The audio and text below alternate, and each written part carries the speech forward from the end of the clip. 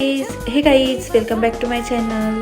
Sandwich खायचं आहे, पण सँडविचसाठी काहीच नाही घरात, तर टेन्शन नाही. मी तुम्हाला झटपट 5 मिनिटात सँडविच बनवायचं दाखवते.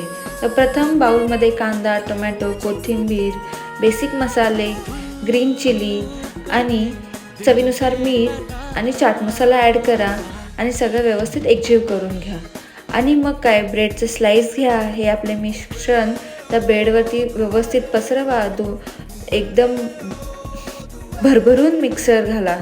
मग दुसरं स्लाईस एक ठेवा आणि पॅनमध्ये बटर लावून मस्तपैकी दोन्ही बाजूने क्रिस्पी होईपर्यंत भाजून घ्या.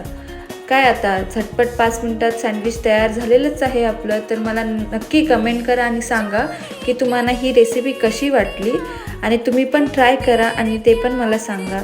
Bye bye. Thank you. Like, share and subscribe to my channel. Enjoy.